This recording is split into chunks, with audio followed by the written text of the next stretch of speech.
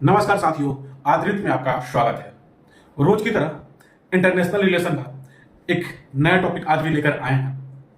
अभी फिलहाल में ये टॉपिक है गाजा, इजराइल, यूएसए, G7 और फ्रांस को लेकर। आइए विषय को समझेंगे, देखेंगे।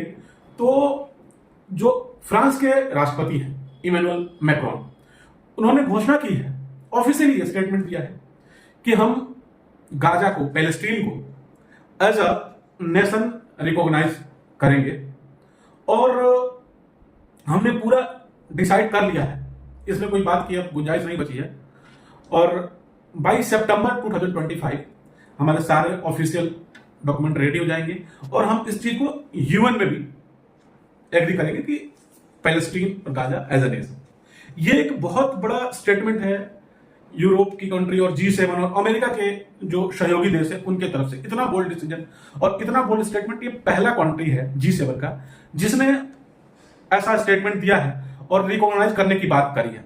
क्या इसके पीछे कोई ह्यूमैनिटेरियन एंगल है? उनका तो कहना ऐसा है कि इसके पीछे कोई वजह नहीं है।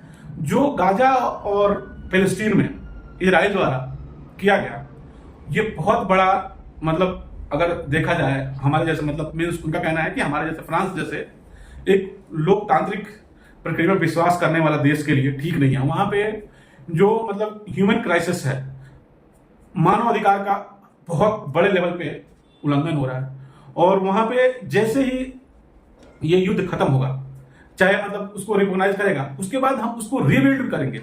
ये भी एक उन्होंने स्टेटमेंट दिया कि हम गाजा को रिबिल्ड करेंगे।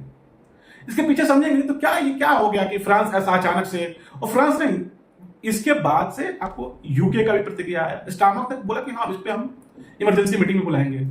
जर्मनी, ये सारे देश जो एक समय मतलब अमेरिका बोल दिया, मतलब और सबसे पूछने की जरूरत नहीं थी, सब उनके सुनते थे। लेकिन आज क्या हो गया कि यूके, जर्मनी, फ्रांस, इटली, ये सब धीरे धीरे अमेरिका के खिलाफ होने लगे। इसका एक जो वजह है वो बहुत बड़ा वजह है, जिस तरह उन्होंने रशिया यूक्रेन वार में जेलेंस्की को बुला के व्हाइट हाउस में और जिस तरह जलील किए ट्रंप, वो एक सबसे बड़ा टर्निंग पॉइंट था अमेरिका के और यूरोपियन यूनियन के राजनीति में टर्न लेने का। दूसरा वजह यह भी है कि जो ट्रंप दुनिया को टैरिफ के नाम पे धमका रहे हैं और सब पे टैरिफ लगा रहे हैं और उनका आए दिन कुछ उटपटांग स्टेटमेंट, इससे भी उनके सारे देश, जैसे मैं बता चुका हूं ऑलरेडी कि ऑस्ट्रेलिया के जाके चाइना से के साथ में हाथ मिलाना, जेलेंस्की की बेइज्जती, अभी ब्राजील का जिन्होंने, जैसे उन्होंने, खैर ब्राजील ने उसको जवाब दिया।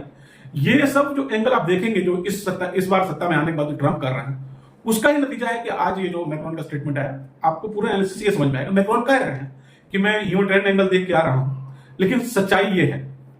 दूसरा, अभी लगभग G7 की कंट्रियों का स्टेटमेंट आ गया, लेकिन अभी तक इस पे हमारे जो इजराइल के राष्ट्रपति हैं बेंजामिन नेतन्याहू, उनका भी बहुत स्ट्रॉन्ग स्टेटमेंट आया।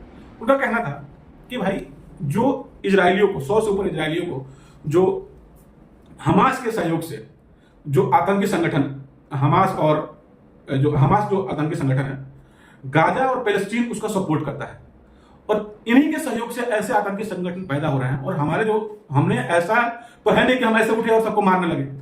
सबसे पहले इन्होंने अटैक किया और 100 से ऊपर इजरायलियों को मारा। तो इसको मैं स्ट्रांगली कंडेम किया उन्होंने कि मैक्रोन के स्टेटमेंट को, ये हम कभी भी एक्सेप्ट नहीं करेंगे।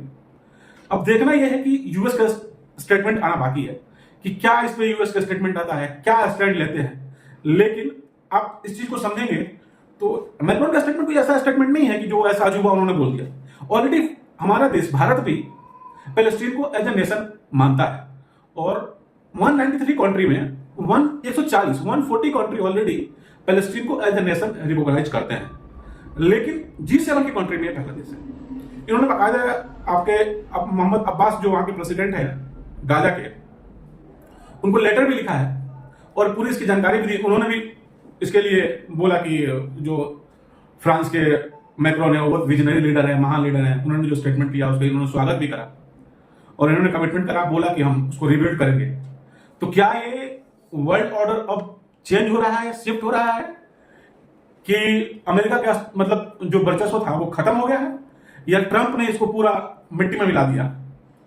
ये आप हमें कमेंट में बताइएगा कि क्या इससे ट्रंप के इस मतलब जो सारे जो स्टेप्स हैं, ये सारे टैरिफ का वार, अपने दोस्तों को साथ नहीं देना, जेलेस्की का जलील करना, प्रॉपर हर जगह कूद के कुछ भी किसी के ऊपर बयान दे देना, इससे अमेरिका की अस्तित्व मतलब साख जो है कम हो गई है, या फिर इसको जो है यूरोपियन यूनियन को फिर से संभालने में सफल रहेंगे। जैसा भी होगा आपको हम अपडेट करेंगे, और जैसे ट्रम्प का स्टेटमेंट आता है इसमें क्या होता है, ये कोई बड़ा रूप ना ले ले, जस्ट वेट एंड वाच की स्थिति है, जैसा वो आपको अपडेट करेंगे। जय हिंद, जय भारत।